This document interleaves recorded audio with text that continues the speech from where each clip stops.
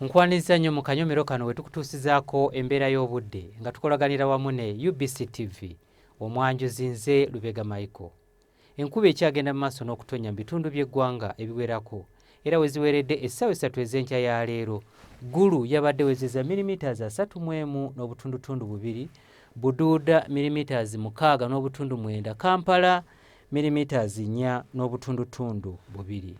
Embeera eno yavudde ku mukuubo gw'enkuba okubeera nga gukyasaasaanidde amasekkati ga ssemazinga wa Africa, omwo nga mutwalidde n'eggwanga lyaffe ekireeseewo enkuba okutonnya wano na wali bitundu by'eggwanga ebitali bimu.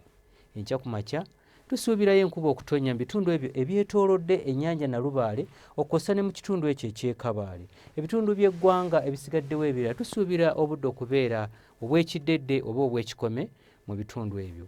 Wabula embeera eno tugisuubira okukyuka era olw'eggulu tusuubirayo enkuba okutonnya mu bugwanjuba bw'eggwanga lyaffe, so nga ate ebitundu by'eggwanga ebisigaddewo ebirala tusuubira nti akasana kajja kwaka. Ebbugumu erya waggulu tulisuubira okutuuka ku degrees 29 mu bukiikakkono bw'eggwanga lyaffe. Kampala n'emiriraano tusuubira ebbugumu okutuuka ku degrees 26, so nga ate yo mu nsozi ez'Ekabaale ebbugumu erya waggulu tulisuubira okutuuka ku degrees 23. Bwe tweyongerayo mu bibuga ebimu ebiri emitala w'amayanja mu Paris, London ne New York tusuubirayo enkuba okutonya era nga yo mu London tusuubira nti enkuba ejja kubeera nga yeetobeseemu n'okubwatuka okw'eggulu nga n'ebbugumu erya waggulu lijja kutuukira ddala ku degrees 12.